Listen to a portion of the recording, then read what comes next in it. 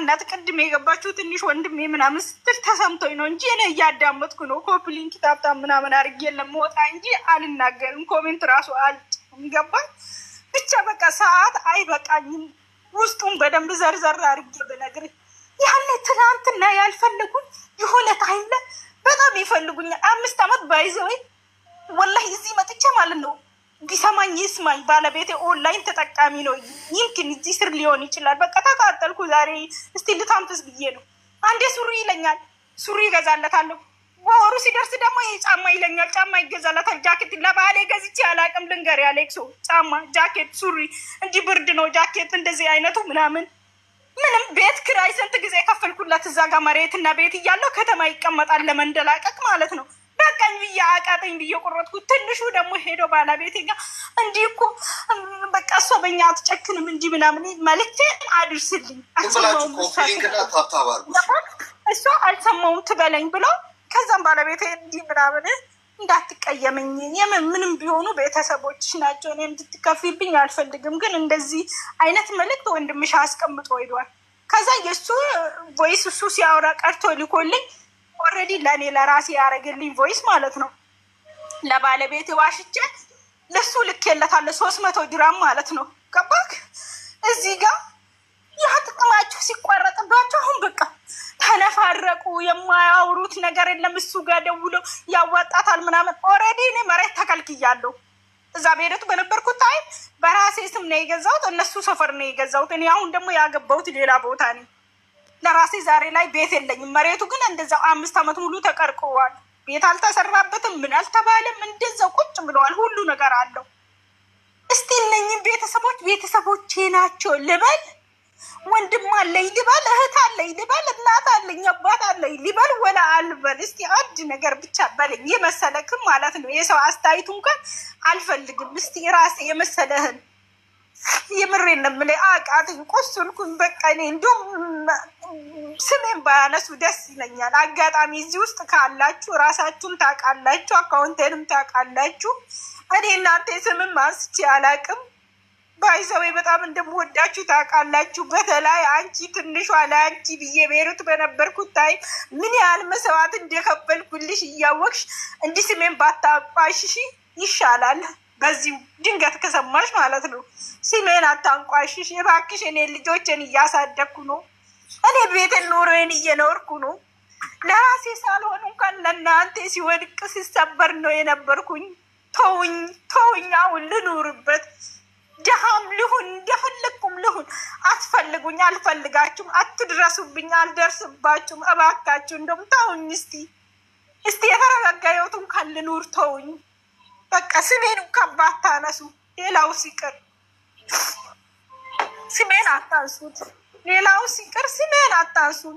በቃ እኔ አልፈልጋችሁም። በቃ አመመኝ፣ ደከመኝ። ሁሌም ለጥቅም ብቻ የምትፈልጉኝ እኔ በቃኝ፣ አቃተኝ። እስከ መቼ ለእናንተ ልቃጠል? እነዛ ምስኪን ልጆች ውስጥ ማን አላቸው? እሺ ለእነሱ ውስጥ ማን ይኖራል? እቺም በአንድ ወር የሚያገኘውን ለእናንተ ከበተንኩ ለእነሱ ውስጥ እስቲ አንድ ቀን ሄዳችሁ ጠይቃችሁ ታውቃላችሁ? ትልቋ እጇ ተቃጥለው፣ ትንሿ እግሯ ተቃጥለው፣ አንድ ሰው ሄዶ እንጀራ ጋግሮለት አንድ ሱሪ እንኳን ለሱ ሄዶ አጥቦ ያውቃል ከእናንተ ጋር? አንቺ ምረፍት ሄደሽ ነበር። ሄደሽ እንደዛ የምትናፍቅሽን የምትወጃትን የአንቺን ፈረንጅ አይኔ የምትያት አይኔ አበባ የምትያትን አይተሻታል። እዛው ዘንጠሽ ተስናንተሽ አይደል የተመለስሽው? ታዲያ ናፍቆት ይሄ ነው? ቤተሰብ እንዳት ይሄ ነው? አንድ ሰው እናቴን ብትሆን ሂደ አንድ ጊዜ ጠይቃ አታውቅም። 1 ዓመት ሆኖኛል እነሱን ጥዬ ከወጣው። ለምን ምን አረኳቸው? ይሄን ለሰው ጥሩ መሆን ለሰው ይሄን ሀል እንዲወርቆ መነሳት ባዶ መሆን ይሄን ሀል ውለታ ያስከፍላል። ምን በደልኳቸው? በደለኛው እንኳን እኮ ተንደላቆ እንደፈለገ እየኖረ ነው። የነስ አልሐምዱሊላ። ግን የምር ቤተሰቦቼ ናቸው። እህት አለኝ ልበል፣ ወንድም አለኝ ልበል፣ ይቅርብኝ። እዛው ኑሩ። የእናንተ ክፉ ዛሬም ቢሆን ነገም ቢሆን አልፈልግም፣ አልመኝም፣ አላስብም። ግን የኔ እናት ሌላ እንደሆነች ነው የማስበው። የኔ አባትም ሌላ እንደሆነ ነው የማስበው። ተሰማኝ ዛሬ ላይ ራሴን እየፈለኩኝ ነው፣ ግን ማግኘት አልችልም። ከዚህ በኋላ ንገሩኝ። እናቴን አባቴን የምታውቁት ከሆነ ንገሩ። እናትሽ አባትሽ የኬለ ነው በሉኝ። ወደ ቤተሰቦች አስጠጉኝ። ምክንያቱም ሰው ወንድም በሚናፍቅበት ሰዓት እህት በሚናፍቅበት ሰዓት 6 እህት ማለት ባጎረስኳችሁ ለልጆቻችሁ ልብስ በጠረሽኩት ልብስ ካርጎ ባረኩኝ ልብስ ምን ባረኩኝ ብር ምን ባረኩኝ ለእከሌ እጄ እናንተ ሁሉ ጋር ደርሰዋል። ወላሂ እኔ ብረግማችሁ እንኳን ትቃጠላላችሁ በቁማችሁ። በጣም ይቅርታ ለዚህ ስሜታዊ ነው። በቃ ላስተቀርም አልፈልግም። እሺ ተረጋጊ። አሁን ሚውት አድርጊና ተረጋግተሽ አዳምጪኝ። እሺ ተረጋግተሽ አዳምጪኝ ማለት እንዲወጣ ስለፈለኩ ነው። ዝም ብዬ አዳመጥኩሽ። ዝም ብለሽ አዳምጪኝ እሺ።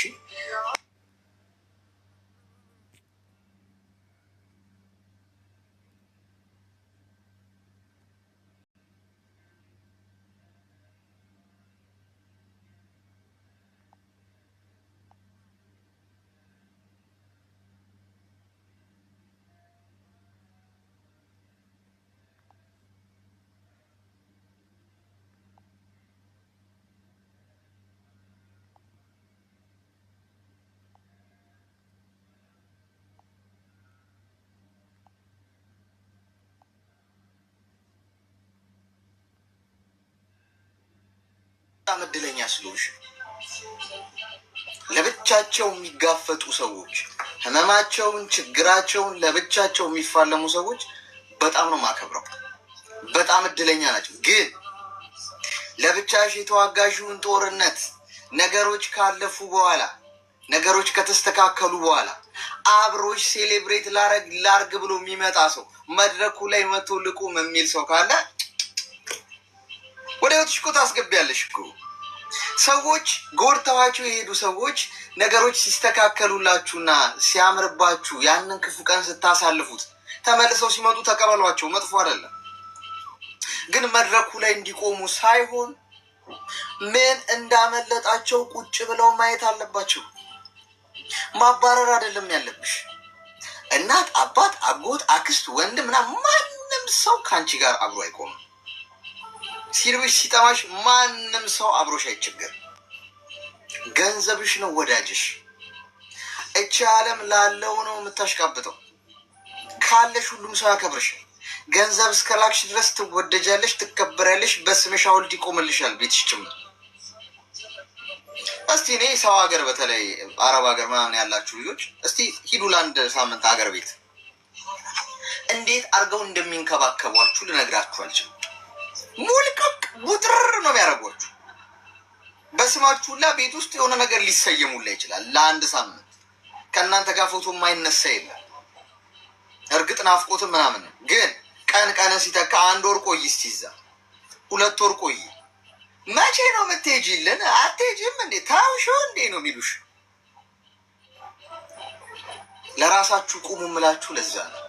ራሳችሁን ስታከብሩ አስቸጋሪ ሰዎች ትባላላችሁ። ለራሳችሁ ስትሆኑ ለራሳችሁ ስታስቡ ገብጋባ ነሽ።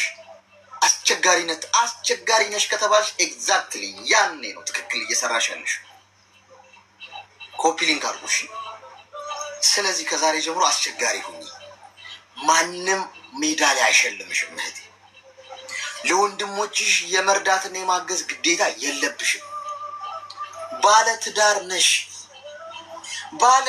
አንድ ሰው ካገባ እናትና አባቱን ይተዋል ነው፣ አለቀ በቃ። መጽሐፍ ቅዱስ ራሱ የሚለው ይተዋል ማለት ለባልሽ ነው የምታስቢው። ከዛ በኋላ እናትና አባትሽን ትጠያቸዋለሽ ማለት አይደለም። ግን ለትዳርሽ ነው የምታስቢው። ያለሱ ፈቃድ ምንም አታደርጊ። ባልሽን ሲሰድቡ ከባልሽ ጎን ነው መቆም ያለብሽ። አለቀ። ሚስት ኖራኝ እኔ እናቴ መታ ሚስቴን ልታጥረገርግ ከሞከረች እንደ እናትነቷ አከብራታለሁ። ግን ከሚስቴ ጎን ነው መቆሙ። አምሶሪ አለቀ። ምክንያቱም ሚስት ማለት አካልህ ማለት ነው። ይሄኛው እጅና ይሄኛው እጅ ማለት ነው። ይሄ እጅ ሲቆረጥ ይሄ ያማል። ትዳር እንደዛ ነው የሚገባኝ። ባልሽን ሲያጥረገርጉት ሲጠሉት ከባልሽ ጎን ነው አብረሽ መቆም ያለብሽ። እኔንም ጠልታችሁኛል፣ አምሶሪ እንዳትመጡብኝ። ከወደዳችሁ አንድ ላይ ወደዱን። አንድ ነን ሁለታችንም። እንዲህ ነው የምትከበሩት። አብዛኛው ባል ወይም አብዛኛው ሚስት ግን ችግር ሲፈጠር ሄዳ ከእናቷና ከአባቷ ጋር ባሏን ታጥረገረጋለች። ሚስቱን ያጥረገርጋል ሄዶ ከዛ ትናቃለ አብረት እናቃለ። ስለዚህ ከዛሬ ጀምረሽ አሁን